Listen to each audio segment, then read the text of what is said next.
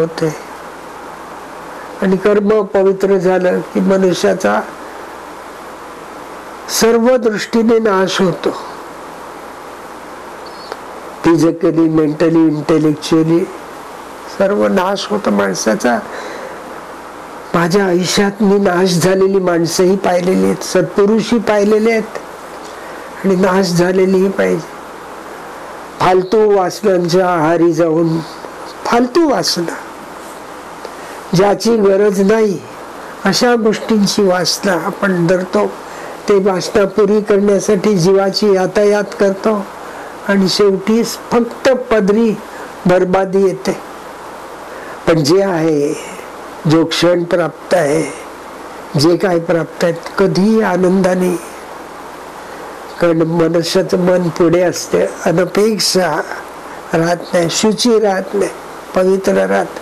प्रत्येक विचार हा पवित्र पाहिजे, प्रत्येक क्षण पवित्र पाहिजे. जवळजवळ 15 वर्ष मी एका साधूच्या संगतीत होतो. तर इतका पवित्र होता की ज्यावेळी मी त्यांना नमस्कार करायला जात असत त्यावेळी मला फील होत असे त्यांचं पावित्र्य. आणि 15 वर्ष म्हणजे 15 गुणिले 12 महिने, 12 महिने गुणिले 12 गुणिले 30 दिवस, इतके वर्ष मी त्यांच्यासोबत रोज जायचा त्यांच्याकडे. ते इतके पवित्र होते की त्यांच्या शरीरालाही सुगंध येत असे. मला वाटायचं कुठेतरी चंदन बिंदन फासलाय, काही नाही, तो आपल्यासारखा साधा माणूस होता. त्या व्यक्तीचं नाव सांगतो, स्वामी अखंडानंद तीर्थ. माझच मी विचारत असे, का बरं मला परत परत या माणसाला नमस्कार करावासा वाटत. तर ती शुचिता आपल्यात आली पाहिजे. आपली वाणी शुची पाहिजे. शुची म्हणजे पवित्र. आपल्या वाणीत घाणेरडे शब्द येता कामा नाहीत. आपलं तोंड खराब होते. आपण मस्तपैकी बदाम वगैरे केशर घातलेला शिरा खाल्ल्यावर जसं तोंड होतं, त्याच्याऐवजी रस्त्यात पडलेलं चिखल उचलून तोंडात घातला तर कसं वाटेल? किती घाणेरडं उदाहरण दिलं असं तुम्ही म्हणाल. But that is the thing we are doing. पण आपण तेच करत असतो. म्हणून संत सांगतात, मुखी नाम तुझे असावे. पण कुठे कसलं काय? मुखी काय तर एक जण बसलाय सुपरवायझर, तो कंटिन्युअस सिगारेटच ओढतो आणि एक दिवस कॅन्सरनी मरतो. बायको पोरं बिचारी उपाशी राहतात. का ओढलीच पाहिजे का सिगारेट? नॉनव्हेज खातो.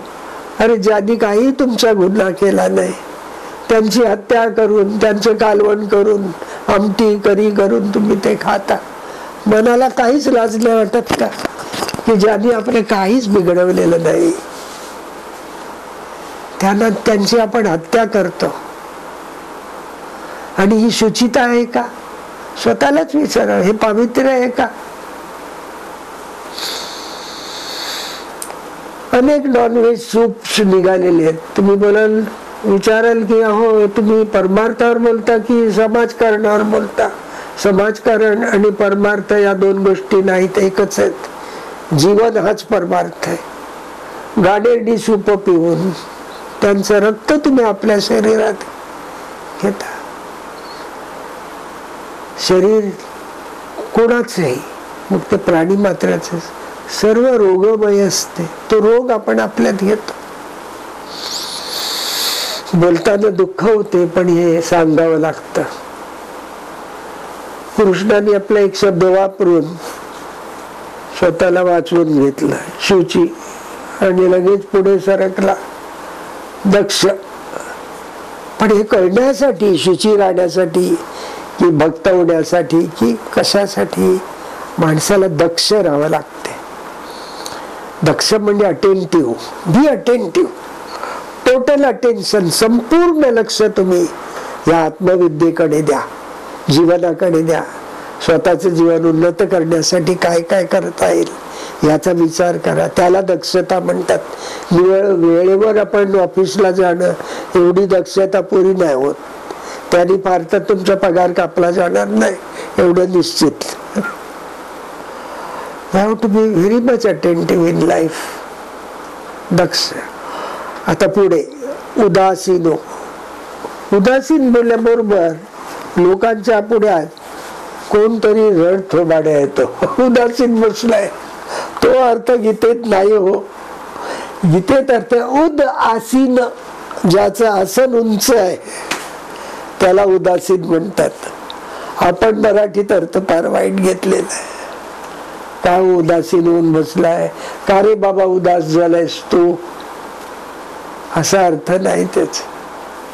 उद म्हणजे वर आणि आसीन म्हणजे ज्याच्यावर आपण बसतो ते आपलं स्थान उंच पाहिजे. नुसतं सोशली पॉलिटिकली इकॉनॉमिकली नव्हे तर स्पिरिच्युअली तुमचं स्थान वर पाहिजे. जिथे अहंकार नाही तिथे स्थान उंच असते. म्हणजे अहंकार रहित ती अवस्था असते. उदासीनो गतम व्यथा, ज्याच्या व्यथा सगळ्या संपलेल्या आहेत तो मनुष्य माझ्याकडे सहज लक्ष देऊ शकतो असं कृष्ण म्हणतो. आणि माझ्याकडे म्हणजे मीकडे, आत्म्याकडे आपण कधीच नाही देत लक्ष. त्याच्याकडे आपला जो आहे तिथे आपण कधीही पाहत नाही, ढुकून पाहत नाही, पण फक्त बाहेर पाहत असतो. तेही कमी दिसते म्हणून चष्मे लावतो, पण कधी आत काय,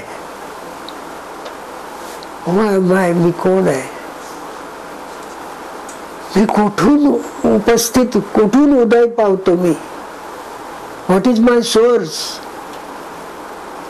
ती जगदंबा म्हणतात ती कोण आहे, जगाची अंबा आई, सोर्स ऑफ एक्झिस्टन्स.